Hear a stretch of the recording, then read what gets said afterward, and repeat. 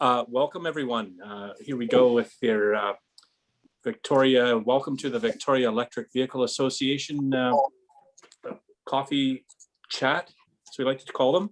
This is number 278, if my counting is right, and it's Saturday, May 15th, 2021. We have a bit of a poll. Is that up for everybody, Jim? Yeah, if you go down to the bottom of your screen, there's a little poll button. We've got 7 quick questions. This is going to be expanded in next week's newsletter, but we wanted to see what kind of response we'll get. And we'll get to that after the responses, after Minister Ralston's presentation. And so there you have it. Yeah. Thanks, Jim. And Jim's going to do make a few other comments, but first I'd like to let everyone know, welcome please Minister Bruce Ralston, who is here today to talk to us and visit and answer hopefully some questions. Because of the pressure for time we're doing, Jim will fill you in on how that works. He'll be with us to speak 8, 10, 12 minutes. Well, it's up to him. And then hopefully fill out the half hour or so with some Q&A. We will then have Robert Elms, who's president of the Manitoba Electric Vehicle Association, here to talk to us. As you know from last time, he had a bit of an injury to his eye that meant he couldn't make the meeting, so he'll fill us in on that too, I suppose. And really, I'd like to just say again, this is an awesome opportunity for us all. And I see that we've got lots of people showing up here, and we'll get on with it right away. Jim can do some housekeeping and a couple of announcements. And I believe Heather Kellington has got something to say. We have with us also, she's our treasurer, by the way, folks. And Glenn Gary is with us with the VicEVA there. Hi, Glenn. And Dave Kenway is not here. He's unable to make these Saturday chats because he's busy. Anyhow, he also works for us, with us. So Jim, go ahead. Make this real quick. As I said, we're conducting a brief poll. There's 7 questions. Hit the poll button at the bottom of the page, and it should take you about 2 minutes to answer everything. Heather will be here later with regard to a road trip announcement in June. And if I could ask everybody to mute themselves so we can get started. Questions for Minister Ralston, if you could put them in the chat, and then David and Glenn will relay them when we get to the Q&A. David, back to you. Thanks so much, Jim. And I'd like to mention that Jim is our right-hand man on the media front and the button puppeteer dude. So we rely on Jim heavily for our communications, and he does a bang-up job. I think, I don't even know quite where to start, but I would like to maybe say that it's we feel pretty honored today to have Minister Ralston here with us to simply be present and to chat with us, because we've got a lot of membership here, folks who are driving electric vehicles, plugging them in every day, at least once, who are tripping around the province, who are living in multiple unit residential buildings, and in many ways accessing this new clean energy option. And we're all real keen on a lot of the same things. So we have that bringing us together. And I believe Minister Ralston has a lot to say on this front. So at this point, I'll let you take it over, Minister, and welcome. Great. Well, thanks very much. And good afternoon, everyone. Great to see so many faces on the Zoom function. I'm speaking to you today from the territory of the Coast Salish people here in Surrey. So great to join such an enthusiastic and knowledgeable group with a shared interest in going electric. Some of you may know that we released our 2020 annual zero emission vehicle update at the end of March.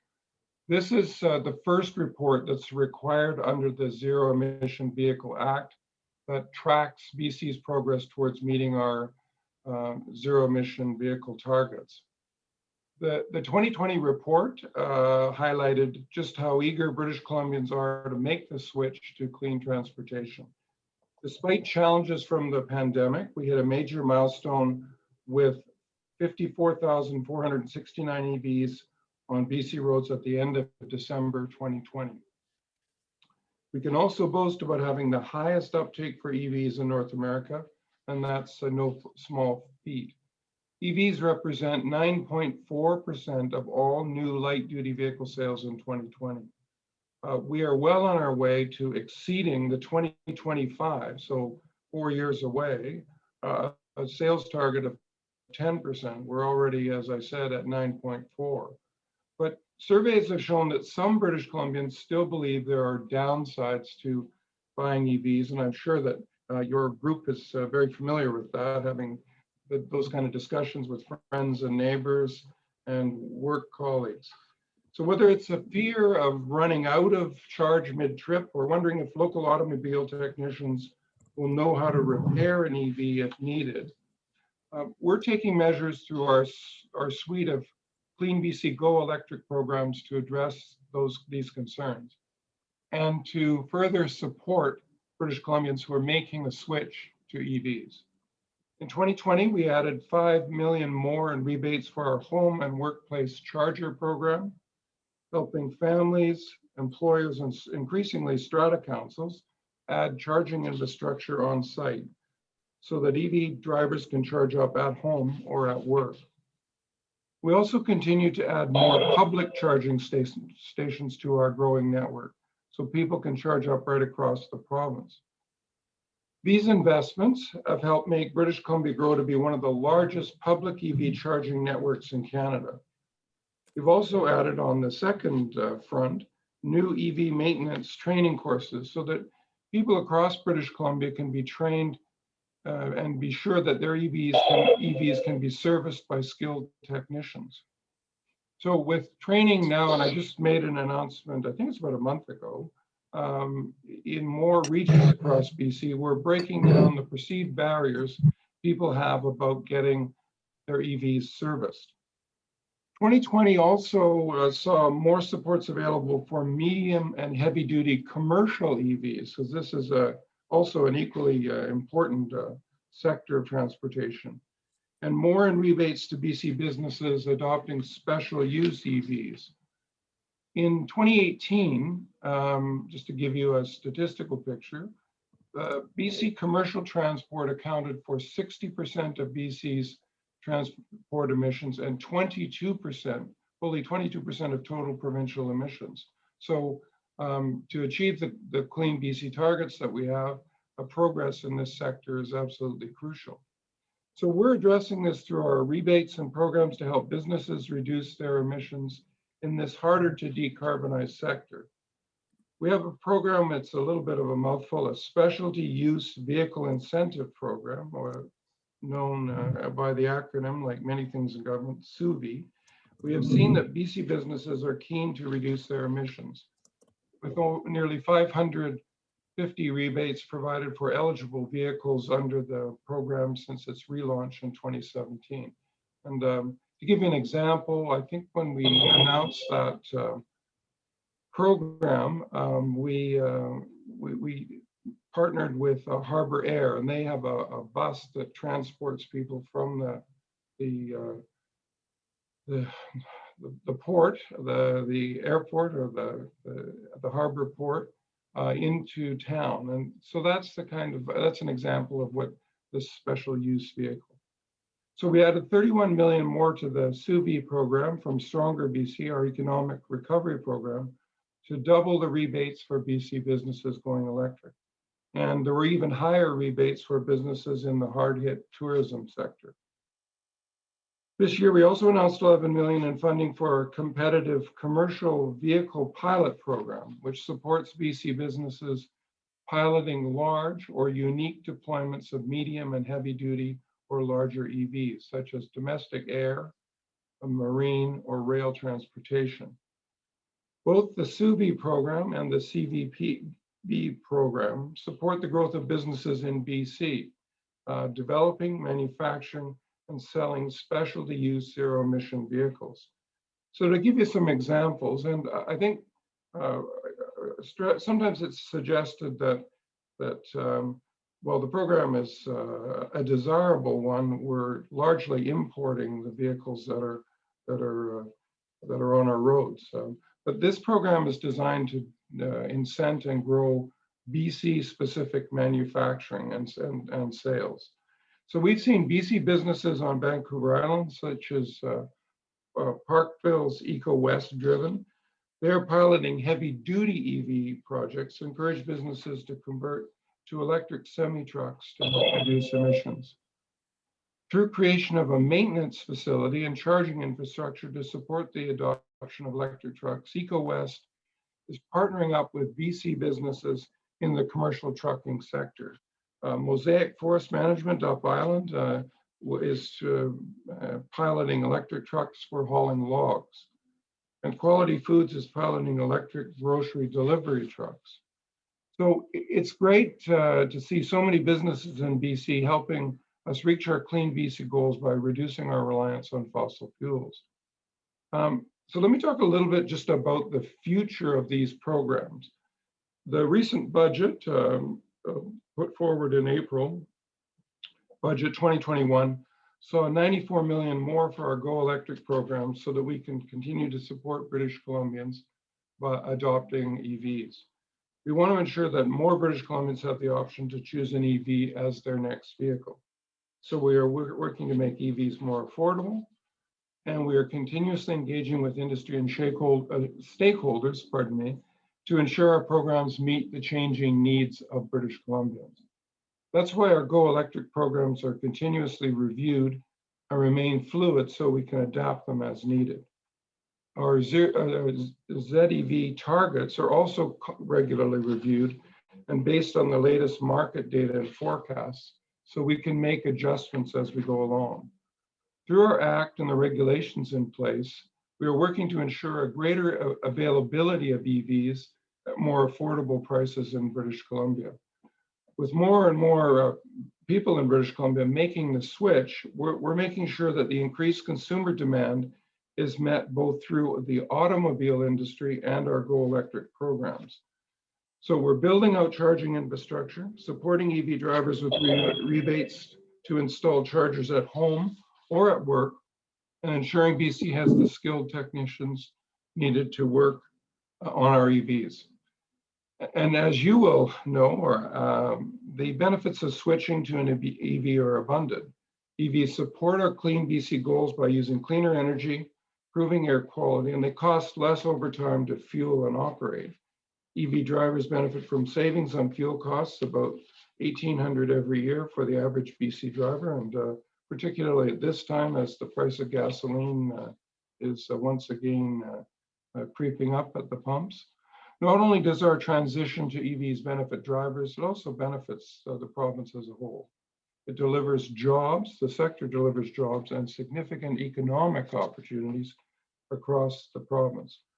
There's an estimated 274 BC companies that provide 6,300 full-time jobs and contribute to the provincial gross domestic product. That contribution from this sector, from the EV sector, is almost doubled from 2015 to 2019. Supporting the growing demand for EVs in British Columbia is one of our top priorities, and developing our sector will continue to create good jobs in a growing industry that supports our Clean BC goals. Finally, I want to recognize all of you with the Victoria Electric Vehicle Association for the steps you're taking to help us transition to a low carbon economy.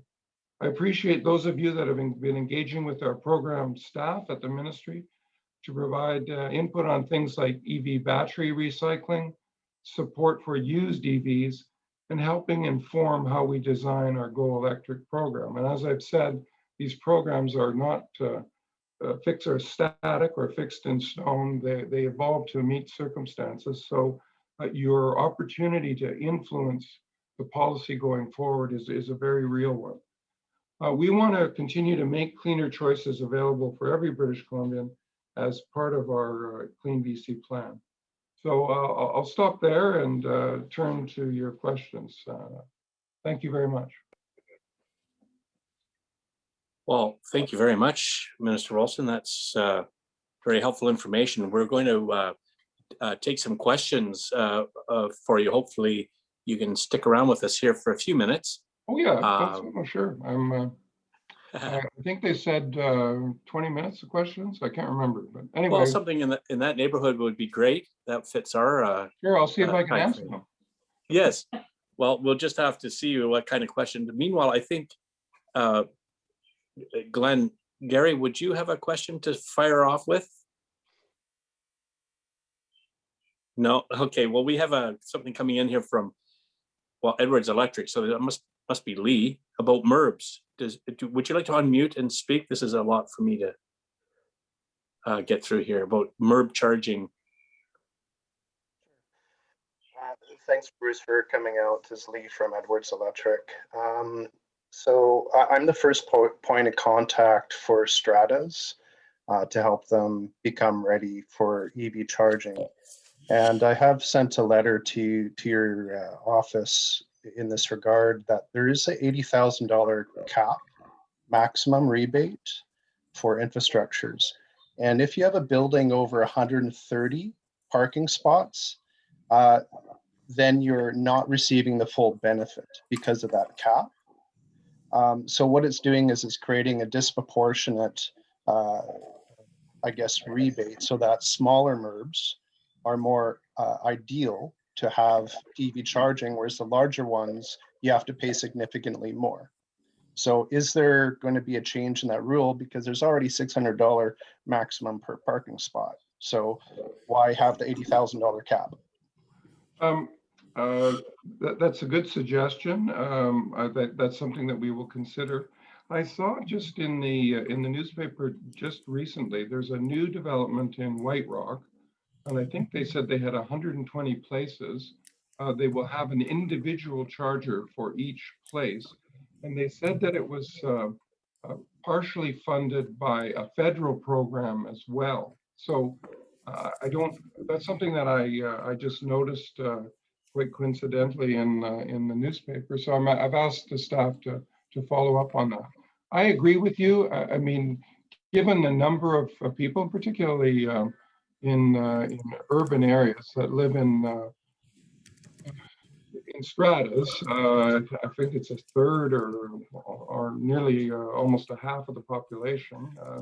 When we discuss strata insurance, which is another issue, people point that out. So if we're going to be successful, we really do need to make sure that there's good access to charging for people who live in those kind of living arrangements.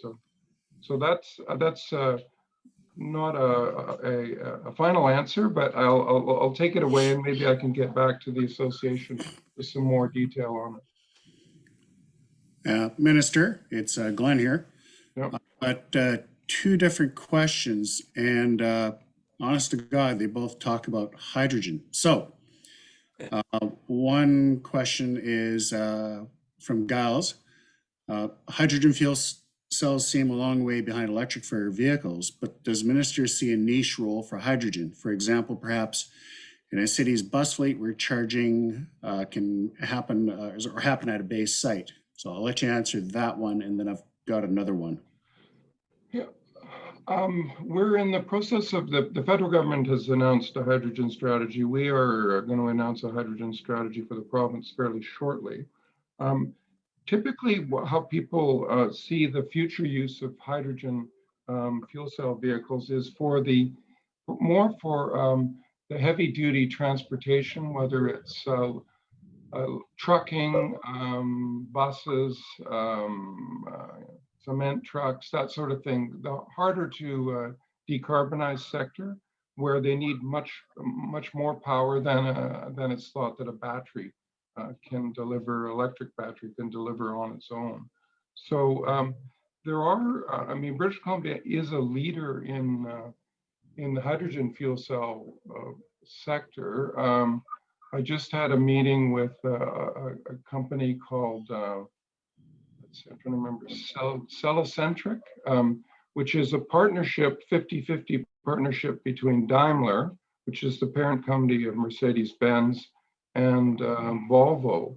In Europe, they have about 50% of the trucking market. And so they've just established this partnership. They're going to have half their research personnel in Germany and half their research personnel in Burnaby. It's the home of Ballard, and Ballard has been around a long time. So there's, she said, the CEO said that they view British Columbia, Burnaby, as the Silicon Valley of the fuel cell business. And so So there's a lot of expertise here in British Columbia, and for the future, I think that's what they're focusing on, and that I think will be the use of hydrogen in transportation. Great, thank you. And I'll follow up with I'm going to paraphrase the second question. Mm-hmm. And it's mainly about, BC, we want to get carbon out everywhere we can. Bearing that in mind, that, 98% of hydrogen currently is either gray or black hydrogen. So, and all it does, that moves the source of the pollution somewhere else. Is there a commitment by the government of BC to only proceed forward with hydrogen if it's produced via renewable means, i.e. green, and exempting blue as well? Yeah, the point you make is accurate. Green hydrogen is very much in its infancy. I think there's about maybe 0.5% or 1% of total production is green hydrogen made by typically electrolysis and using electricity. The opportunities in British Columbia for green hydrogen are immense, just because of the hydroelectric power that we have through BC Hydro and the production of electricity in British Columbia.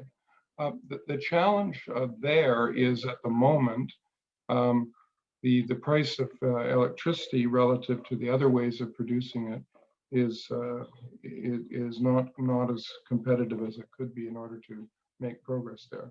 On blue hydrogen, there's a lot of interest, and I'm sure sounds from your question you're knowledgeable about this, a lot of interest from the natural gas sector, which would see that as a fuel to create hydrogen. But it's only carbon neutral if it's paired with carbon capture and storage.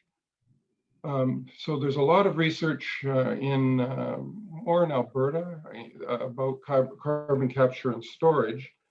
Again, there's big costs for carbon capture and storage, and while there has been some, I think there's 4 sites in Alberta, and one of them, they put a lot of money into it. But again, it's a question of cost is very high as well, and it's not totally proven. What they're largely using the hydrogen for that's produced there is for what they call enhanced oil recovery. In other words, a way to get more oil out of any given well. So they're not really using it for transportation.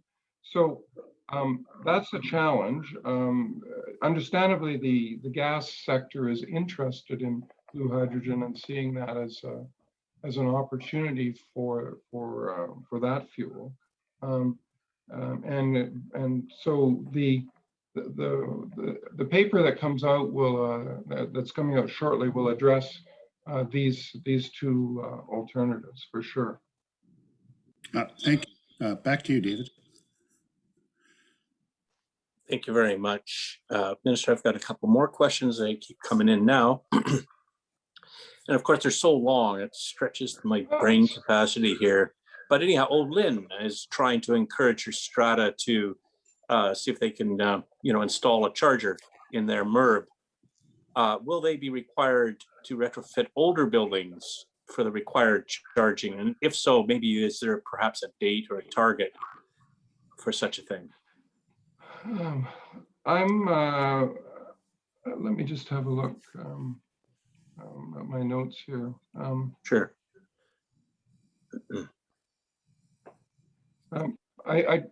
The program does deal or is also targeted not just to new buildings, but to retrofit buildings. I mean, I think that's more of a challenge. Like any form of retrofit, it can be expensive, but the EV charger rebate program does offer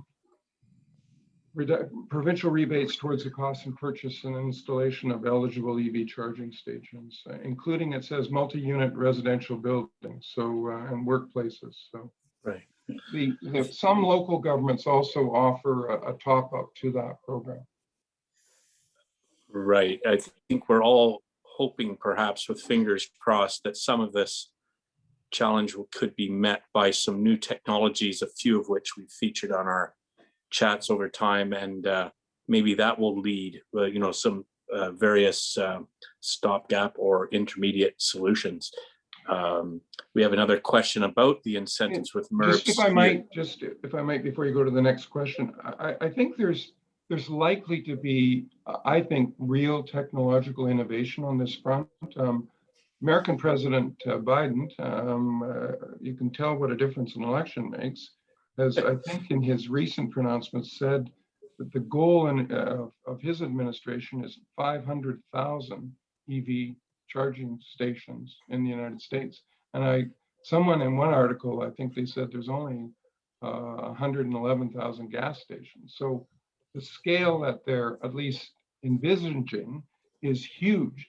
So given that kind of push to create them, I would think that the opportunity for innovation, for ways of doing it better, when you have that many people engaged in that, there's always new good ideas, and sounds like there's the money and the will to do it. So I'm optimistic about the solutions that'll be found for some of the challenges that you mentioned presently. Yeah, I agree. And Tom has suggested that there might be some kind of shared charger strategies. I think it's really a matter of keeping that whole process flexible and open so that anything that comes along that's new might be able to be picked up in. Hopefully the process will be quick to adapt and accept.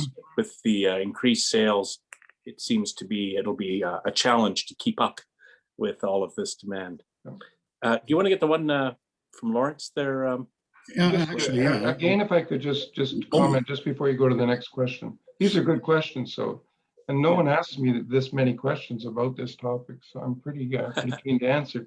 One thing I would be interested in hearing from your group about is, and I've just learned this recently, is that there are proprietary charging systems. For example, Tesla, obviously a very popular vehicle, has charging stations, but I think they're designed only for Teslas. And I mean, it's a bit like the cell phone charging stuff, where everyone has a different charger that only fits their proprietary product. So I can't.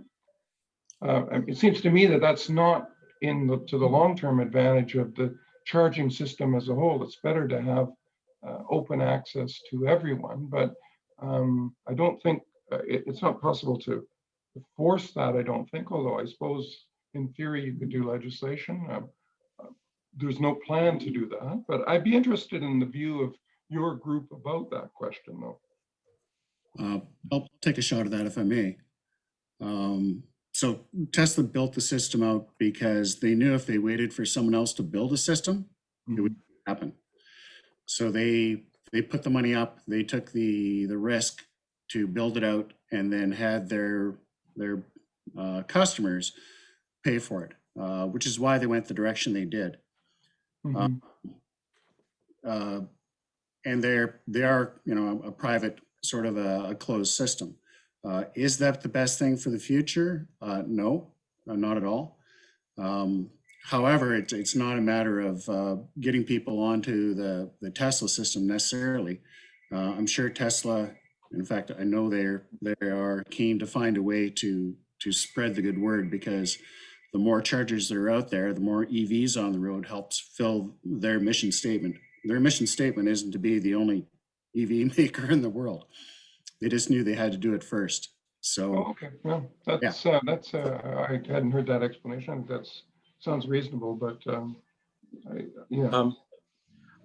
being cogent of the fact that we're perhaps running out of time, Minister, I'd like to add here, Jim from Salt Spring Island, he's with us regularly, and Shelley, I think I can tie these two elements together. This notion of the car clubs, VicEVA is only one of many across the country. Of course, in BC, we've got many people who are constantly asking many, many, many questions. So here's an idea that perhaps there could be some kind of an education center established. I suppose the Lower Mainland could have one, maybe the island could have one, where people, you might have a demonstration home that's open with, solar panels, EV charging, Powerwall storage batteries, perhaps the grid tie battery thing, and then lots of signage, like information kind of a setup. It would require, obviously, like an information booth, some kind of a ongoing operation, but I think it could be structured. Perhaps I know myself as a club member would be happy to spend a few hours a week volunteering my time, because we already spend huge amounts of time answering questions over again to the public. Would you have a comment on that? I know it's not a direct question perhaps, but. Well, I agree with you that there are a lot of inquiries, and my wife bought a secondhand Nissan Leaf just about 6 months ago. So All right. I'm still on an internal combustion car, but I'm gearing up to make the transition. But you're right. I mean, there are a number of things that do occur to you when you want to make that switch. Like, how am I going to charge at home? What's the all the range anxiety questions as well, and the costs. So there are. I think the dealers try to deal with that to some extent, and I think they do a reasonable job. But a central location, maybe these days, maybe not a physical location, a virtual location, but I agree with you. I mean, for the ministry, that this topic, EVs, is the single most the topic that attracts the single most media attention of anything that I do. People are really fascinated with this. The media is fascinated. People are talking about it. They're talking to their neighbors. So I think you're right. And having accurate information is essential to hit the very ambitious targets that we have. So that's a good idea that I'll take back to my people. That's awesome. The whole notion of driving down the road on sunshine is compelling and hard to resist. I would recommend to you, if you go to a car dealer for an electric car, please don't take your wallet unless you plan to buy one, because as you may now know, the experience of driving is a pleasure. We maybe wind down here a little bit for you. Certainly accept the time. Glenn has got a comment he'd like to add. Actually, I really want to have Lawrence G. Ask his question. It's big, but the minister is the guy with BC Hydro, so I'll let shoot this one off. Oh yeah. Okay, so the question goes like this. Given that lots of wind and solar energy is currently rejected from the electrical grid when real-time electrical demand is less than production, and lots of electric vehicles will be in use in the coming decades, what are your thoughts on incentivizing or requiring utility charging and EV industries to implement vehicle-to-grid bidirectional charging to act as storage to replace fossil-fueled and possibly nuclear plants on the electrical grid? There was just a project that we announced jointly with the federal government and UBC out at, it's a parking garage out at UBC. I think this is what you're referring to, and where the vehicles, the electric vehicles are parked, and then they join into a grid to collectively generate power. I think is how it works. It's an experimental. They call it a test bed out at UBC that was just announced. I can send the release to you. Is that what you mean by having the parked vehicles join in an array and use their collective battery power to give back to the grid? Yes, and even individually, where say there's a lot of these bidirectional, usually DC fast chargers scattered around. Whenever your car's not in motion, ideally you plug into one, and then it becomes a grid resource for storage. Yeah, that may be coming. I think that this this project at UBC that's exactly what they're focused on. So The problem right now is that, as we discussed earlier, the technology is moving very fast in this space. well, the thing is, the technology exists, and the CHAdeMO chargers built into Nissans in Japan have had this technology for a decade, but it's not yet approved in North America, and CHAdeMO is being phased out even by Nissan in North America. So then we look at the CCS DC fast charging, and it looks like it's 3 to 8 years away in their current regime for them to integrate that. And then a lot of manufacturers don't plan to change the software on the current vehicles to work with the new protocol when it comes out. So that's why I'm asking about incentivizing or requiring quicker motion on this from the manufacturers and charging industry and the utilities. Well, I'm not fully conversant with the technology, but thank you for bringing it to my attention.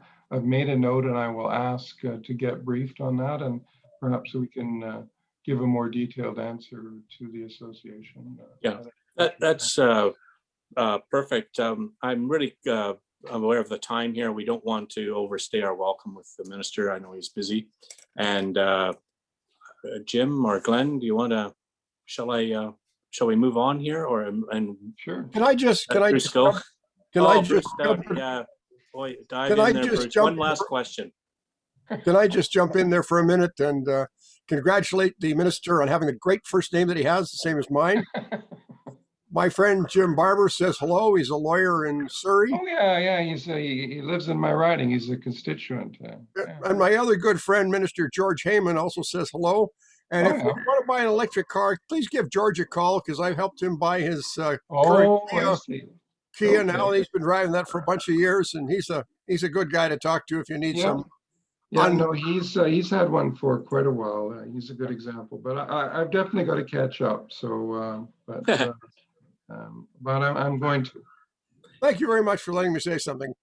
Thank you very much for coming in today. You're fantastic. Any Bruce is a friend of mine. So. There you go. My brother's first name is Bruce, but he changed it. Mind if I don't know what that keep means. it clear? Well, thank you very much then, David. Absolutely. That was great. I really enjoyed that. I've made some notes, and I think what I'll ask is if we can get back to you in writing with some of the answers to some of the questions you posed. So, that'd be swell. Yeah, well, that's swell. Anything you can do to communicate anytime you would like some, obviously some sage advice. Glenn, final word? How can we communicate with the minister? What's the most effective way for us to communicate through to the minister so we might actually get? I think the person who arranged it. Let me see. Jim Henshaw seemed to have no trouble in getting a hold of me. So through the ministerial office, I mean, Victoria is one of the, as you know, one of the most prolific purchasers of EVs in the province, along with the Lower Mainland. So expect to be hearing more from you. Yeah, perfect. Great. So I would suggest right now we had polls up there, Minister, and you can now take this opportunity to do your own vote on those polls. But we'd like to have everybody have the results of those polls up now before you take off. Okay, sure. That'll help kind of inform you where the mass of the group is thinking. Let me go through this as quick as I can. First question, BC's ZEV mandate sets new light duty vehicle sales to 10% in 2025, 30% 2030, 100% 2040. Should these dates be accelerated to 100% by 2035? And we had 88% in favor. Should medium and heavy duty vehicles be included in zero emission in regulations, and 88% in agreement with that. Should medium and heavy duty vehicles be fully electric by, and the general 38% by 2040 and 35% by 2035, 27% 2030.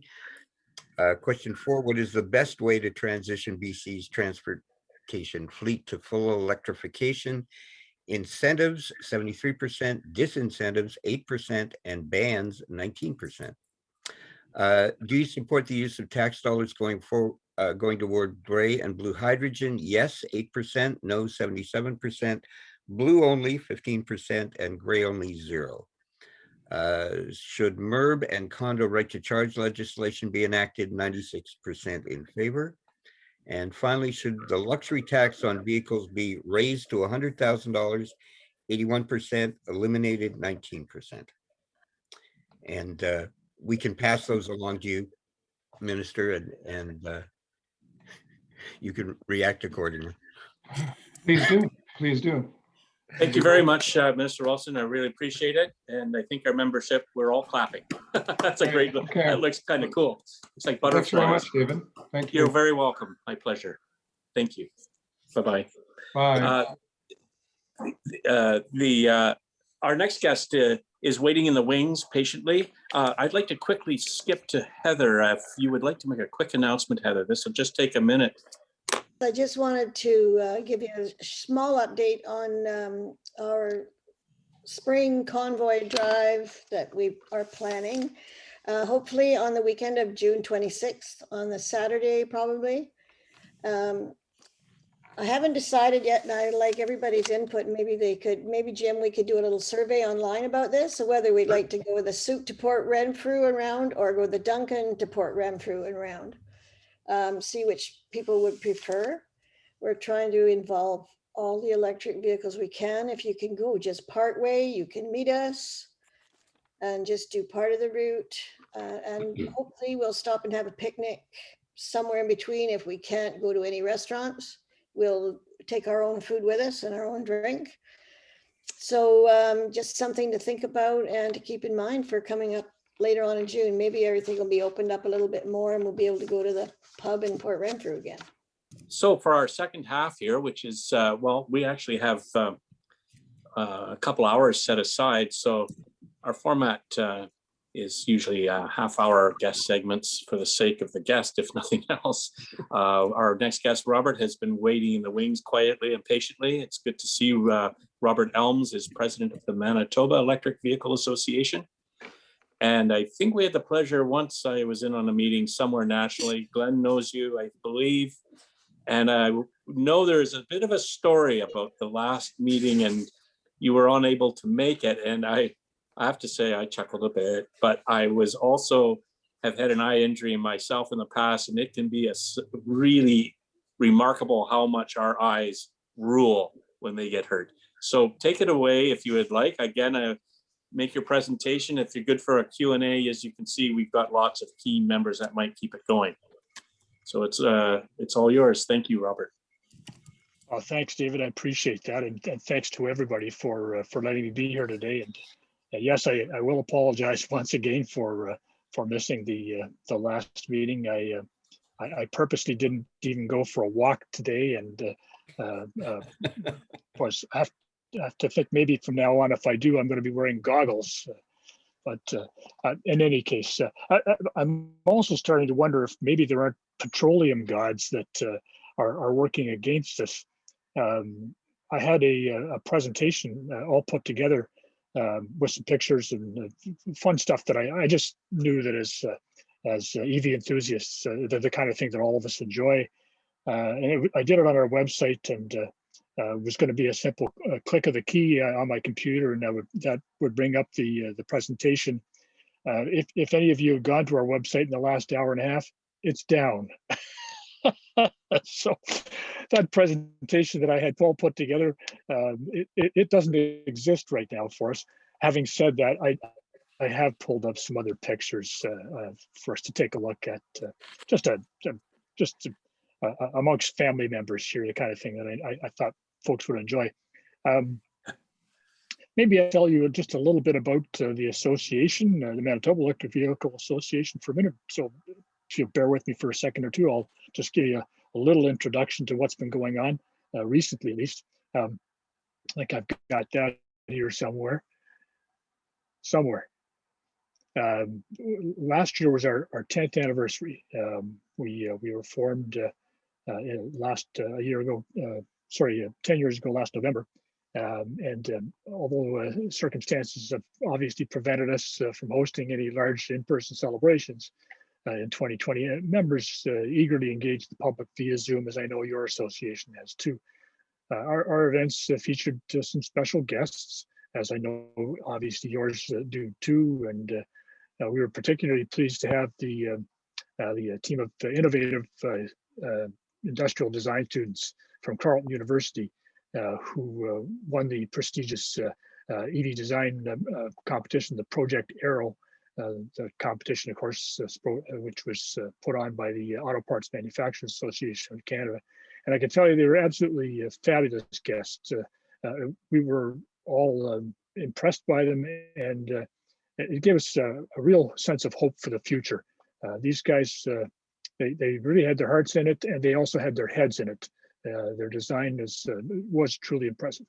Another guest we had was somebody, again, that I know so many of you, if not all of you, are familiar with, and that was Kent Rathwell, a true EV pioneer, founder of and CEO of Sun Country Highway, who almost a decade ago, as a Saskatchewan prairie boy, did what seemed like the unthinkable at the time. He put together the world's first transcontinental network of any type of electric vehicle charging stations, all destination chargers, level 2 chargers, but nonetheless, it was the world's first such transcontinental network.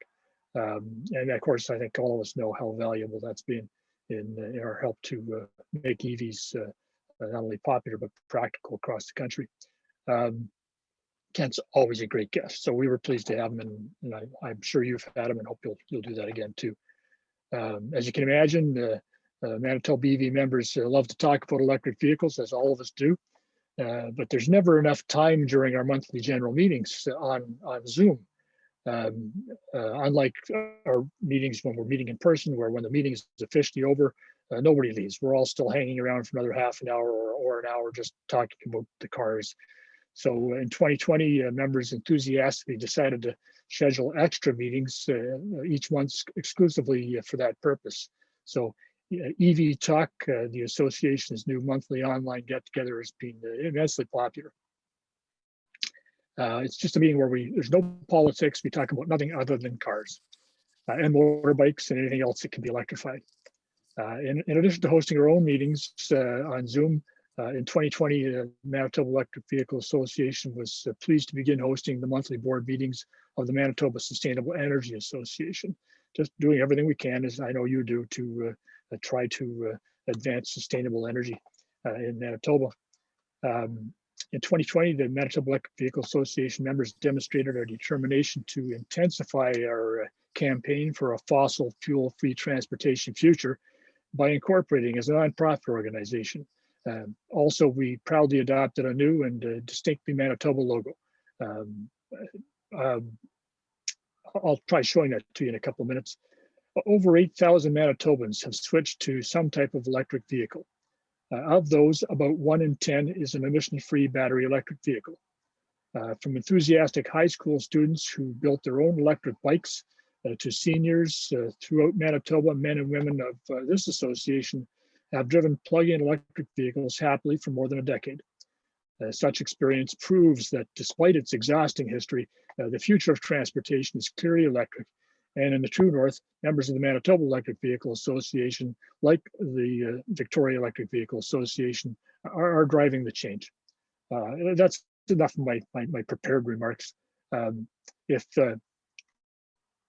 you wish now, if you're willing to share your screen with me, I do have a few pictures, so I'll leave that up to you folks if that is something you have time for. By all means. Yeah, okay, great stuff then. See if I can remember how to do that. Is it the logo that's showing up in your screen right now? Yes, it is. I see the Oh, logo. good. Good. Looks great. Yep. And as you can see, all we've done here is we've taken really the map, the shape of Manitoba, and we've used an E and a V, and we've got the V plugging into the E to form the map of Manitoba. Really self-descriptive. In the past, we've done what so many electric vehicle associations across North America and throughout the world have done. We've We've simply used the first letters of each of the words in our name as our way of shortening our name and quickly referring to ourselves. So we were for many years known as VicEVA, but we recognized that as more places throughout North America and indeed around the world are starting to form electric vehicle associations, that other places like Massachusetts and Minneapolis, etc., are all going to have electric vehicle associations. So VicEVA might not really tell folks in the future who we are. We also did a little online search and found that if you do a Google search of VicEVA, there are a few things come up that it could actually get you arrested if you went to those websites. So we decided that we do away with that moniker, and instead now we're referring to ourselves in the short form as simply Manitoba EV. And so that's why we put the manitobaev.ca across the map of Manitoba as part of our new logo. And plugging in since 2010, well, that's just something we're doing, at least for the time being. See if I can pull up a few other things here. Some of those pictures I was talking about. Let's see.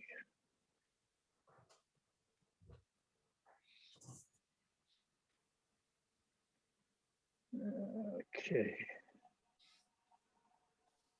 The desktop. Here we are. One of our members bought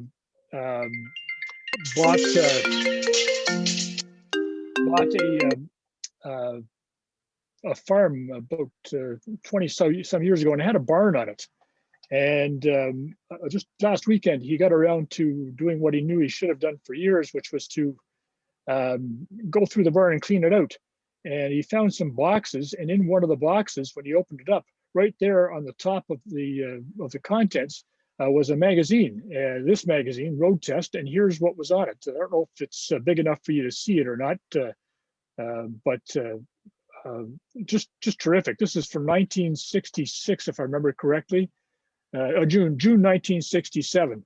And it's talking about the great electric car hoax, and referring to the fact that there really is no reason why we couldn't be driving electric cars. I just thought that was marvelous, making how the battle that we're fighting now has been going on since at least the middle of the 1960s. Some of you may have heard that the provincial government has been encouraged and has agreed to provide funding so that one of the tundra buggies that roams around Churchill to allow tourists to get a chance to see the polar bears in a safe manner is being converted to a battery electric vehicle. This is a picture of a Studebaker Avanti that one of our members converted to electric power. And as some of you may know, the Avanti was the favorite car of Ian Fleming, who wrote James Bond the books that we're all so familiar with. And Ian Fleming was such a fan of electric vehicles, and such a fan of the Studebaker Avanti that he had one specially made in colors that were his preference. So as an homage to Ian Fleming and his history with interesting fun books about James Bond and his love of the Avanti, this member, he did a few extra things with this car. He's got on his key fob a button that if you push it, it has these signal lights on the front pop up, and what come out the front are machine guns. So here's a little picture of them right there. And another picture of the back of it, obviously advertising that it is electric. Another thing he did is the license plate, if he pushes another button, the license plate flips over to a different license plate. And when he's got it set up in a static display, he has a small fog machine that he puts underneath the back of the car. And when he pushes a button on that particular button, it causes the fog machine to come on. So anybody behind the car can no longer see the back of the car. just one more way of proving that Manitoba Electric Vehicle Association members are not just wanting to advance electric vehicles because they're great for the environment, but also because they can be fun. Here's a solar-powered motorbike that one of our members made. Not entirely practical, but it was just a matter of wanting to prove it could be done, and that there's more exploration ahead that people can be doing when it comes to electric vehicle technology. Also, somebody dared him to do it, so he couldn't resist a dare. This is a fun car. This some of you, I noticed when I was looking at the headshots are as old as I am, so you'll be familiar with this vehicle. For those of you who aren't, it was a very typical vehicle used in Britain back in the 1950s. It's an Austin. He found this in a cow pasture, and it was all rusted out. He paid the farmer just a few bucks to haul it out, and in one weekend, he converted it to electric power. Ripped out the gas-powered motor and installed an electric motor.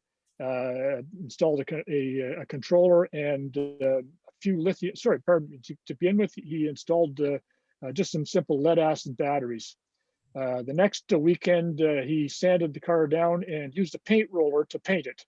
So that's what you're looking at. It's a 2-weekend conversion.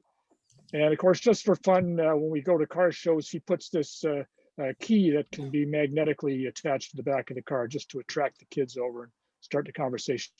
Since he did this, this is well over a half dozen, maybe almost close to 10 years ago, he has since converted it to lithium-ion batteries. Just another shot of Don's car at one of our car shows. This is an annual car show that we now put on early in September down to the Manitoba Legislative Building. This is an electric-powered trike that one of our members designed.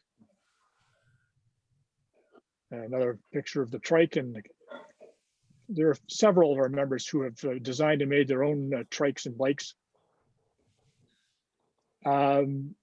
Here's another example of it. Wow. This is when we used to hold our annual festival out at Assiniboine Park. And it was a rainy day several years in a row, so that's why some of these pictures are rainy. But this picture's it's interesting and important for another reason. The old city car, some of you will recognize that. One of those early electric vehicles that helped electric vehicles in the early days get a reputation as being nothing more than souped up golf carts, but was proof of concept that it could be done. The vehicle beside it, the blue Mitsubishi i-MiEV, that's got a story to it. That was the first Mitsubishi i-MiEV sold in Canada, and the story is fun. One of our members, Ross Redmond, when he read about the i-MiEV years ago being used over in the Far East, everything he read about it was intriguing him, and he's an electronics technician. The more research he did in the vehicle, he realized that this is a car he wanted. And when he discovered that Mitsubishi is going to start selling them in California, then he sent them a letter explaining why he thought they should be selling them in Canada, and they should start in Manitoba. Along with the letter, he sent a check as a down payment. A month or two later, he got a letter back from Mitsubishi explaining that they had decided they weren't going to be selling the vehicle in Canada, and they sent his check back, which caused Ross to sit down and write them another lengthy letter, giving them more reasons why they should be selling them in Canada and they should be starting in Manitoba. And he sent the check back. A few weeks later, he got another letter from Mitsubishi, again, in slightly more detail, basically just saying they had decided not to sell them in Canada yet, and they sent his check back. Ross, at that point, sat down, wrote them another letter, giving them more reasons why they really should be selling these cars in Canada and starting in Manitoba, and he sent his check back. To shorten the story down, within a few months, Mitsubishi decided, okay, we will start selling the vehicle in Canada, And a few weeks later, the vice president of Mitsubishi came over and handed Ross the keys to his brand new Mitsubishi i-MiEV, and that's why the i-MiEV was eventually sold in Canada. Can I add a comment here? Go for it. Okay, that was my first car in about 2012, I think. And it is still on the road. My granddaughter is driving it now out of New Westminster, and it still goes. It gets about 130 kilometers. Right on. I'm not surprised to hear that. Ross was telling us just a couple of months ago that in all the years he's had this car, the battery is only degraded about 7%, and he does a lot of driving, and he's, I'll admit it for him, he's got a lead foot. Great vehicle. The other thing that's really interesting is back in 2010, the city of Vancouver got a right-hand drive Mitsubishi i-MiEV brought over for them to have a look at. And now the city of Vancouver has 35 Mitsubishi, well, maybe it's down to 34 because of the accident, 34 Mitsubishi i-MiEVs in their municipal fleet. So that's pretty impressive. Great vehicles. I'll pass that on to Ross. That'll make him proud. Bruce, because of the accident, is that what you're going to say? Oh, there was you could probably Google it. There's a Google online or a picture online of a Mitsubishi i-MiEV with City of Vancouver plates on it with the whole front end of it stuffed in. I think somebody cracked into it. Oh, this is about 3-4 years ago. This is a picture of a Formula electric race car that was made by the University of Manitoba Society of Automotive Engineers team, their electric vehicle team. And an interesting story to go with this picture is that about 5 years ago, if my memory serves me, about 5 years ago, they elected a new president of the University of Manitoba Society of Automotive Engineers, UMSI for short, UMSI team. UMSI had been producing a gasoline-powered race car and a couple of other vehicles. I think they had totally had 4 vehicle teams under the umbrella of UMSI, including an electric vehicle team. But the electric vehicle team was really quite small. So the overall organization elected a new president. The new president, when he came in, he said, we really need to bump up participation in this program. So he said, we need a bunch of new officers, and he laid out all the different things that he thought each one of them should be doing. And everybody in the association at the meeting said, wait, you've laid out more positions, more executive positions than we have members. He said, if we put the positions up, he said, I'm pretty confident we can get people to join. And many of these positions had to do with the electric vehicle team. They went out and did a little recruiting. And when they made this drive, they discovered that the enthusiasm for electric vehicles was so strong that by the end of the year, the UMSI team, University of Manitoba Society of Automotive Engineers team, had become the largest university SAE team in North America. They even beat the University of Michigan team.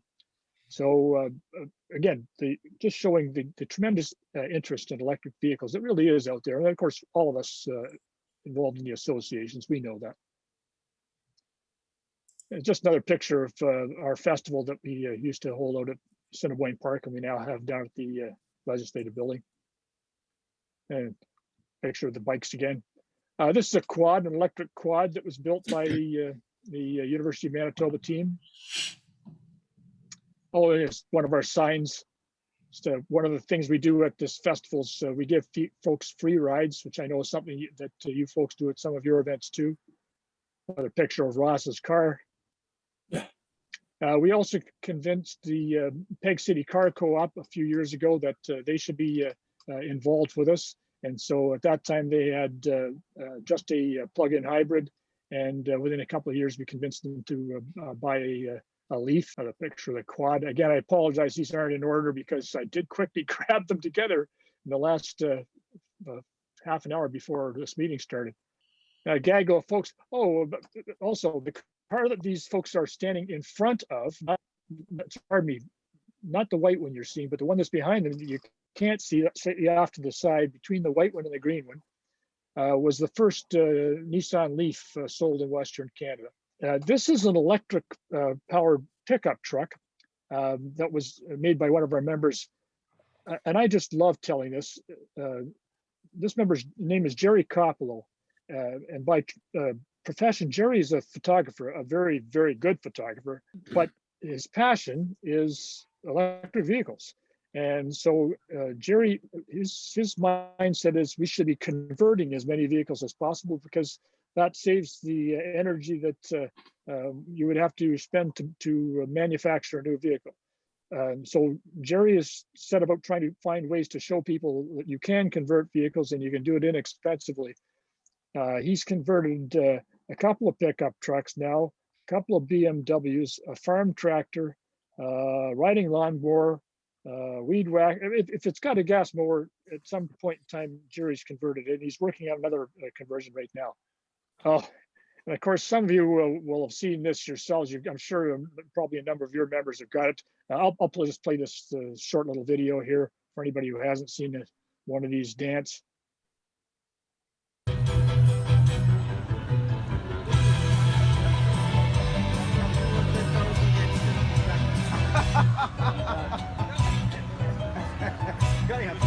Gotta have something for $200,000.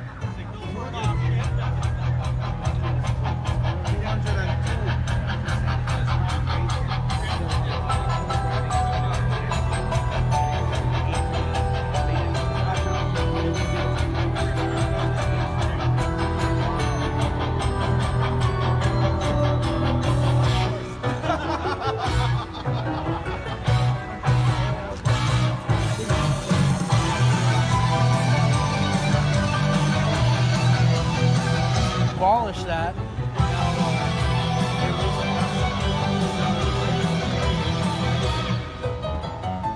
Now we're able to get them. All right. It sucks they cut the tax credit in Ontario, but it's good for us. I love showing that video because it shows Erin Broman from CBC in front of the car. She has that immediately turned her into an electric vehicle convert, and she has become one of our greatest allies ever since then. About a half dozen years ago now, two of our members are filmmakers. Bruce Little owns Ice Place Films, and they decided to, they had made a movie about alternative fuel vehicles a few years earlier. And it was primarily about using oil from cooking fryers that you would process to run vehicles. It was time to make one about electric vehicles. So they did, and here's the trailer for it.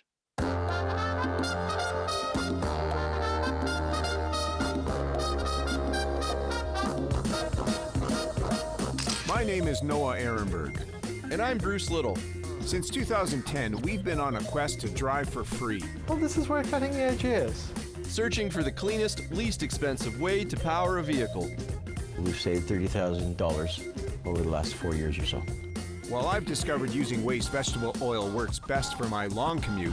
And just drive for free. How good is that? I need to find what's best for the shorter distances I drive in the city. And everything that the internal combustion engine did except waste energy, this does with electricity. In our search, we find an age-old technology being tapped. You can get a feel for the acceleration. By a community that spans the globe. That's your Tesla grins that you're wearing. Nice. Even a very small community can accomplish, it seems, very large complexity. Thanks, Robert. I mean, obviously, with your main presentation goes down, you did some really nice tap dancing there. So thanks very much. Oh, yeah. And of course, as you all know, although I felt a little pressure to make sure I got the pictures up, it was a lot of fun to go back through the catalog that I had online and then some of our other members had. So yeah, great fun. I just want you to know that it's a real pleasure to be here. The fact that that we're all EV enthusiasts, make you get it. Doesn't matter what I'm talking about when it comes to electric vehicles. You get it, and your eyes aren't glazing over. You pretty much understand my enthusiasm as I do yours. That's so true, Robert. That's great. And well, you might know that over half the population of Vancouver Island comes from Manitoba and Saskatchewan. So I think everybody rolls out here to retire or something. I don't know. Jim, Glenn, both of these guys are from the prairie. So I lived for a year in Winnipeg, and I have a cousin who lives there too. So I think there's a really nice connection there. That was awesome. Lots of interesting pictures. I like the conversion notion.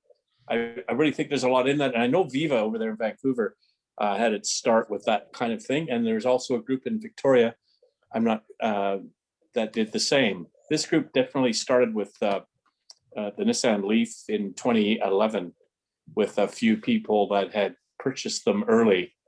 And then it grew from there, this club. But the conversion folks are definitely around.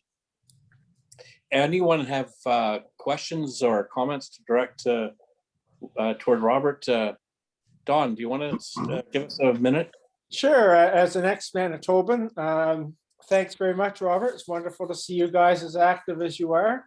Got a couple questions for you and a couple of observations. One, do you know of, and are there any around, of the electric Renault 12s? I think there were 12s, a Renault 12, that Ed Schreier brought in for use by the provincial government running around the city. And I think it was just after I moved to Manitoba, which was 1975, and these would have been 76, probably, maybe 77, but I think likely 76.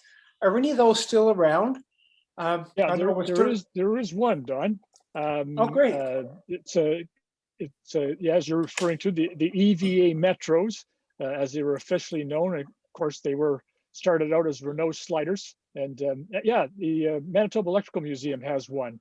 And Ed Schreier is actually one of our members. So it's great fun. The few times that we've had the EVA Metro out to our shows, it's been great to be able to explain to folks, why this car is here, and oh yeah, and this guy's the reason why we got them. Yeah, I forget how many. He brought in half a dozen or so, something like that. But when Sterling Line was elected, they just locked them all up out in the yard. You've given me another opportunity. I can tell one more story if you like. Good. And it has to do with Ed Schreier. GM wasn't going to sell the Chevy Bolt on the prairies. Not initially. I mean, down the road they intended to, but initially they weren't. They were just going to sell them in Ontario, Quebec, and I think BC. Well, when the Chevy Volt with the V came out, they weren't going to sell the Chevy Volt here on the prairies initially either. So Ed Schreier went to one of our local dealers who he knows well, Larry Vicker, and he said to Larry, Larry, I've been reading about this Chevy Volt. This sounds like a good car. I'd really like to buy one from you. And Larry said to him, oh, I'm sorry, Ed, I can't. GM won't ship them to us. And Ed said, oh, come on, Larry. Larry said, no, I can't. It's just, they're not available. And he said to him, now, Larry, you and I have known each other for many years. You're a pretty astute and inventive businessman. I'd hate to have to go down the street to talk to one of the other dealers to get him a chance to give me one of these. So this is a red flag in front of Larry. So Larry said, give me a few minutes. So he got on the phone and he called a friend of his who owns a GM dealership down in Minneapolis, and told him the situation. So what they arranged was the Minneapolis dealer would buy the Chevy Volt, and then he would ship it up to Larry, and then Larry could sell it to Ed. So he would sell it as a private sale to Larry, and then Larry could sell it to Ed. So he did. Well, of course, as soon as that happened, then Ed did exactly what Ed fully intended to do was had us contact CBC and got lots of coverage, tons of press coverage that went basically across the country about this Chevy Volt. Not only it's taken Canada by storm, and the former retired Governor General's got one. Well, at head office in GM, they heard about this and they were not at all pleased. So Larry got his knuckles wrapped. So when the Chevy Bolt came out and Ed discovered the Bolt wasn't going to be sold on the prairies, he called Larry up and he said, "Larry, I've been reading about this Chevy Bolt. This sounds like a great car. Maybe it's time for me to replace my Volt." And Larry said to him, "Well, again, Ed, they're not going to let me sell this car. They're not making it available. Larry, I really want this Bolt. I don't want to have to go to somebody else." So, having had his knuckles wrapped the last time he did this by GM, Larry got on the phone and called the chairman of the board of GM and said, "Here's the situation. The retired Governor General of Canada, who happens to live in the prairies, wants a Chevy Bolt." Immediately, GM changed its policy and decided to start selling the Chevy Bolt on the prairies. So those of us who got access to the Chevy Bolt on the prairies a lot sooner than was originally intended, it was because of Ed Schreier. And by the way, when that Chevy Bolt arrived, Larry called Ed up and said to him, "Ed, the Bolt has arrived. It's ready for you to pick it up." Ed said to him, "Larry, I've been thinking, I really like my Chevy Volt. I think I'm just going to keep my Volt and sell that Bolt to somebody else." That's awesome. Ed was at his winter place down in Arizona at the time. He never had any intention of buying the Bolt. He just wanted to make sure that we were going to be able to sell them. Somebody's going to be able to sell them here in the prairies. And so it was all a charade. So literally within 5 minutes, Larry called me on the phone, and within 5 minutes, I had the Chevy Bolt sold. And as soon as that happened, of course, it went on the press, and he had people lining up to try and buy the Bolt from him. So it might be. That's a great story. So it might be a rumor I heard, but I think that the reason all these GM selling their EVs into Ontario and Quebec, which they hadn't heard of, is because of that story, perhaps. Canadian innovation. Yeah. Robert, Ed's actually called me a couple of times inquiring about EV conversions for school buses. Yeah. And he's probably talked to you about it too, I presume. And he's keen to do that. And I have another friend, John Whitaker, who lives up right on the farms at Roddy Mountain, just near Erickson. And he's got an old Deutz tractor. So what's the name of the guy that I can put him in touch with? He wants to convert his old Deutz into an electric tractor. And he offered it to U of M for them to use it as a student exercise. And they ended up turning him down after several months. So I think he's still looking. So yeah, Don, get him to contact me, and I'll pull up Jerry's email address and be more than happy to give it to him. Yeah, okay. Absolutely. Jerry, is it? Yeah. Okay. Yeah, Jerry Coppolo. Yeah. Just get him to contact me, and I'll be more than happy to give him Jerry's. Okay, and how can I get you, Robert? There's several email addresses, and I'll find the one that Jerry is using presently. Thank you very much. That's great, and nice pleasure to see this happen in Manitoba. Yeah, that's great. Yeah, and yeah, I know Ed is still very keen on that. And the last time I spoke to him about it, he had.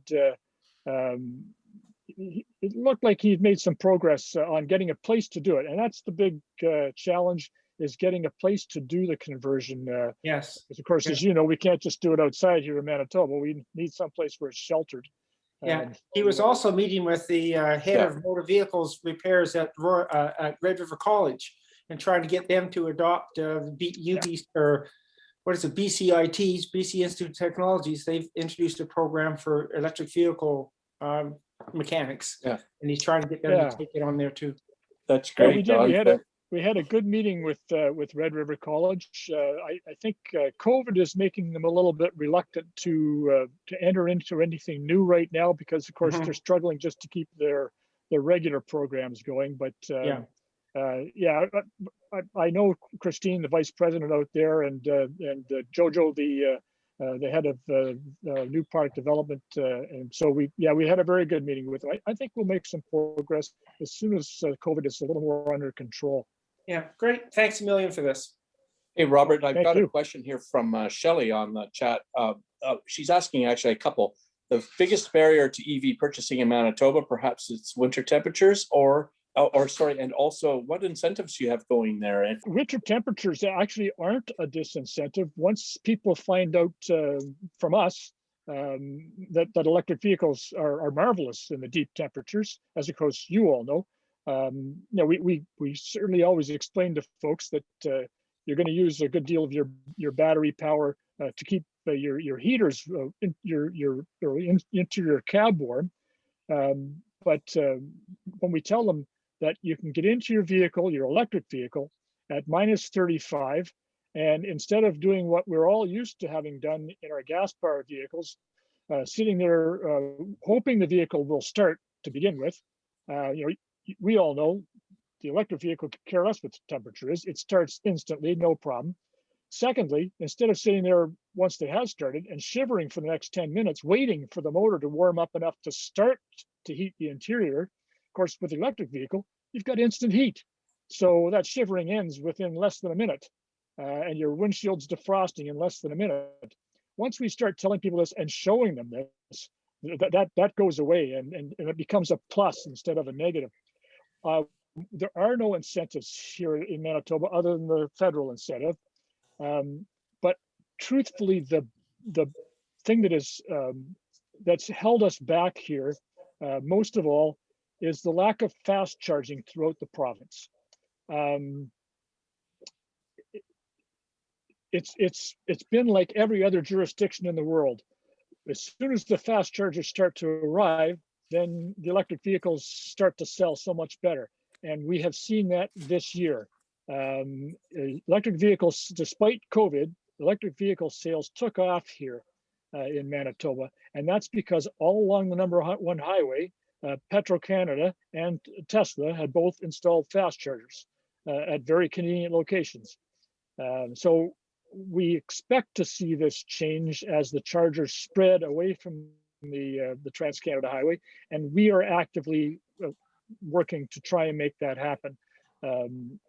Where we've got a charger in Dauphin, which those of you who are from Manitoba know is a good distance away from the Trans-Canada Highway, and it's an important stop on the trip up to northern Manitoba. Thompson, I was phoned up by the Chamber of Commerce 2 years ago, and I addressed the Chamber of Commerce and the mayor, who's a friend of mine, and a couple of councillors, and their enthusiasm was absolutely unbelievable. I was told before I flew up not to be too surprised if there wouldn't be that many people there, because it was just a lunch hour meeting, and of course they're business people, so a lot of them would be running their businesses. Not only was a lot of people there, the room was packed, and as I was talking, people were on their phones contacting their friends, and more people kept coming in. After the meeting was done, I had been told that the mayor would have maybe 20 minutes to sit and talk with me. An hour and 15 minutes later, her assistant was literally by the arm trying to pull her away because she had other appointments to get to. But she was staying because, as I was explaining to them and talking more and more, not only about electric vehicles specifically and what they can be, what advantages they have for those of us who drive them, but also the advantages that this could present to northern Manitoba for business. Yeah. Thompson is, of course, those of Manitoba know Thompson is losing its Thompson is been losing its mining business, and when I started talking about how electric vehicles throughout Manitoba would provide more of a demand for nickel and the other minerals that are mined there, that riveted them, and as a consequence, I pitched to a couple of the key members of that Chamber of Commerce the idea of attracting more attention to Thompson by holding what I called an EV rally. And I called it the Palms to Polar Bears rally, going from the Gulf of Mexico, say down in Texas, up to Thompson. And then at Thompson, EV drivers could board the train to slip on up to Thompson and see the polar bears and ride the Thunder buggy being powered by electric batteries. It's happening. We've got support right down through the States. It's just marvelous, the buy-in. So yeah, that's brilliant. Really, really brilliant. It's good to hear that. I think I would drive down to visit our friends, the Locks in California, to hook up at the bottom end of that rally and end up. I'd love to see the polar bears. And by the way, there was a comment back when you showed the picture of the buggy from a member who said all their lives they were fascinated by the polar bears and wanted to see them. And now they have another great reason to come your way to visit them. So that's really neat. Eric Jenkins mentions too, by the way, the school buses we have in Souk School District out here in the island and up in Nanaimo have started, been running now for a couple of weeks, which is just awesome. And the club, Glenn and Jim and I actually managed to go for a ride last week, and the media was there and they were really hopping. But we went for a scoot in that thing. That was awesome. It was great. The funny part for me was the bus driver, Al, who gave us a great tour of the bus, said that he said, yeah, they're so quiet now you can hear your kids. You can hear all the stuff they're saying because the bus is so quiet. But Eric, I wanted to put you not on the spot, but apparently you've got some info about a certain electric vehicle downtown at the Hyundai dealership. You were posting that on Facebook today. You want to chat about that? Glenn thinks you have some inside information. No, the Hyundai dealership has two off-lease Hyundai, what are they? Tucson? Yeah, it's a Tucson. And they're hydrogen fuel cell vehicles. I was curious. So I phoned and talked to sound like a very young man who'd been barely indoctrinated. And he told me they wanted $44,995 for it. They've got like, I don't know, 10,000, 20,000 kilometers on them over 4 years. Is that for both of them? Yeah. I wouldn't give you that much for 10 of them. The one comment I'd like to jump in with here is I was blown away by the Avanti. And in 2015, my wife and I drove from North Vancouver to Halifax, Nova Scotia through Manitoba. And the one thing I want to mention is the Sun Country Highway network, which was Kent Rathwell that put in charging stations all the way across Canada. And that was our savior between the Tesla charging stations in the, God, where was the last Tesla charging station? I'm trying to remember, Red Deer, Alberta, and Barrie, Ontario. So thank you to Sun Country Highway. Right on. Glenn. I'll jump back in on the CRD Hyundais.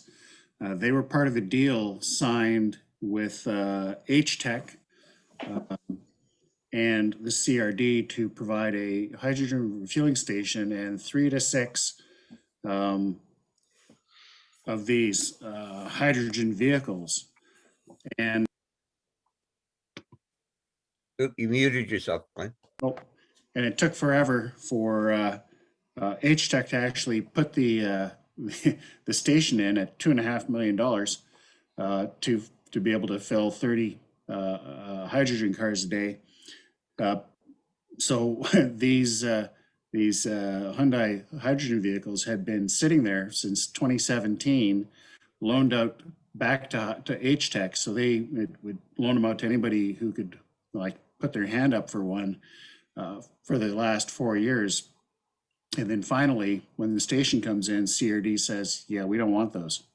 And so I'll do another quick little thing for anybody who's new to VicEVA. We're not pro hydrogen strictly because of the vast majority of it is made out of methane, natural gas. If hydrogen is cheap, it's not clean. If it's clean, it's not cheap. If it's even clean, it's wasteful of electricity since you're throwing 70% of it out. So we're cognizant that, and as the minister kind of indicated, we have large industries in this province who are very keen on making natural gas, methane, and see that hydrogen is a way going forward. So that's kind of where the province is, I won't say trapped, but this is where they get kind of a push on pressure to acknowledge and do what they can to assist hydrogen in the province. That's my little political speech. Yeah, Jerry suggests that they could be converted to a battery, and Eric has offered and volunteered to do that, but he needs to get the cars for free before he would attempt it. Dave Kenway is also thinking of his shop up in Sydney and might do a battery swap on his Nissan Leaf. He's got I think it's a 2012, a 24 kilowatt anyway. And so we're waiting to hear more from him on that. I sort of put him on the stop off here because he hasn't announced anything officially, but I'm going to say that today because maybe if anybody's talking to him, we could let him know. We have Robert here still. Now that we've gone and flushed out the hydrogen chat, got it out of our systems so we can all sit back and maybe pant and get our body temperature back down for a little bit. But Robert's been helping us out here with his presentation and some really fabulous stories and information and insights into what's going on. I was really taken by that comment actually about the cold weather thing, because here in Victoria, we don't get the severe temperatures quite the same, but it's still a big issue for us. And you see it online a lot. So to hear it from the horse's mouth, so to speak, is really, really good. It's like, oh, I thought so, but it's really hard to know without the experience. So, yeah, and of course, our past president, James Locke, was up to Hay River in the middle of the dead of winter, and he took a picture when the temperature outside, I believe it was -48, and he was driving up to Hay River. The last stretch, he had to go pretty slow, but that was before he got his 100 kilowatt hour battery Tesla. And after he got that, then it made the trip quite doable. He used to live in Soot. So Robert, I don't know, you've been with us now. You're cooking along for a while. Lawrence has got his hand up. A few other people want to make comment to Robert. I live near Stanford University in California, and they do these energy seminars and get lots of funding from Chevron and the big other oil folks. And everything they talk about, renewable energy, et cetera, the grid, decarbonizing the grid, includes carbon capture and sequestration. And they said, yeah, we should keep pulling all the oil out of the ground because that's what our sponsors want to do. That's what they do. So let's figure out a way to take the carbon and shove it back into the ground or put it in the soil and make concrete out of it or do something, but don't stop those oil derricks, damn it.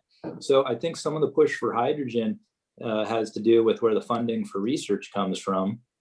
And then of course, there's always the talk about, well, what do you do with airplanes and long haul trucking? You still need some kind of high density fuel, and we don't know what that is. You know, maybe we make biofuel, like biodiesel from plants, et cetera. Anyways, but I just wanted to say that the CCS thing is a linchpin everyone's thinking down here, because the oil companies are funding the research, and it's a big disappointment. And I'm a big fan of using grid storage in the form of EVs, as I mentioned earlier, and put in the chat box some details about that. But anyways, so that's my little tirade kind of from the inside down here, looking at funding sources for research. Yeah, you want to comment on that, Robert? This is an add-on to that. I have so much fun when folks talk about it here in Manitoba, because for all the reasons that Glenn enumerated right there, it's a non-starter, as all of us know. But to bring it home to Manitobans, my method is simply to say, well, what's the byproduct of burning hydrogen in a car? When of course, as we all know, it's water. Well, where does the water go? Well, it drops out the tailpipe, which it does. And any of us who've been around the Marais know that's exactly what it does. So imagine a bunch of vehicles stopped at waiting for the lights at Portage in Maine. What are they doing? They're all dropping their water. It's -25. What's the water doing? It's freezing. Within 2 or 3 light changes, it's like a Zamboni went through there. So that immediately, everybody who lives in Manitoba says, "Oh, that's absurd. You can't do that in Canada." Well, that's the truth. You can't.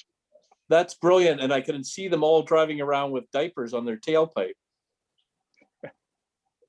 Bruce Stout, I think he was always, it was interesting jumping in. What I wanted to just mention is, thank you so much for that description of what happens in Manitoba with electric cars, because we know you're going to get about 60 or 70% of the range because you're trying to keep the occupants that are inside the car from freezing to death. There's an excellent video of somebody in Saskatoon with a Tesla, and he's left it unplugged overnight just to show people that this is what happens when I leave a car charge it up fully, leave it for 18 hours overnight. What do you think's going to happen? Well, what's going to happen is the battery's down at 60%. And he goes to his phone. He sends a message to the car from the phone. The car warms up. He goes out to a defrosted car and drives off. No big deal. Where his neighbor next door, who's forgot to plug his car in, has got the tow truck towing his car away. And I remember from my year in Winnipeg, the square tires and all the issues you deal with, the last thing you need is a car engine that won't start. And in fact, I think it's hard even to get it on the tow truck, isn't it? Because the transmission's frozen if you don't plug it. So you got to drag it onto the flatbed or something. Yeah, and the important thing to mention there is the neighbor next door had a gasoline-powered car, forgot to plug it in to the device that keeps the radiator water from freezing and the oil from freezing, and that's why he couldn't start the car. And the other thing that's fascinating is my wife was up in somewhere northern Alberta for some kind of a meeting, and they were, after the meeting, they were all in the pub there, and these guys were pulling these things out of their pockets and pushing buttons. She says, "What are you doing?" "Oh, we've got to start our car every half hour to keep the oil from freezing in the car, otherwise we won't be able to drive away at the end of the day." This is no problem for an electric car. Yeah. The Mitsubishi that you saw, the picture that I showed you earlier, Ross's Mitsubishi, he worked for an electronics firm, Parker, here in town, and he is an electronics technician. So as soon as he got the car, the first thing he did on his charge cord is he simply put a meter on it. So it didn't matter where he plugs it in, he knew exactly how much electricity he's using. And at work, the plug that everybody else was using to plug in their block heaters, well, of course, in Ross's case, he just plugged his charger for his vehicle into it.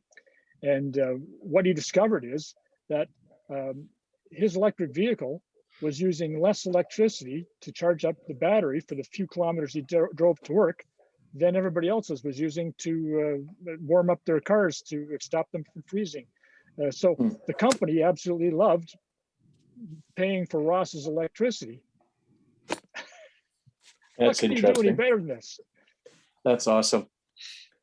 Well, that's brilliant. Robert, I want to thank you so much again. And I'm looking at the clock again. So you're welcome to kick around. And normally what we do is I get lazy at some point and decide that I'm going to call the meeting to an end and allow people to visit. Jim Henshaw is always very generous with his time and usually keeps the pipe open for at least till 3, if not longer.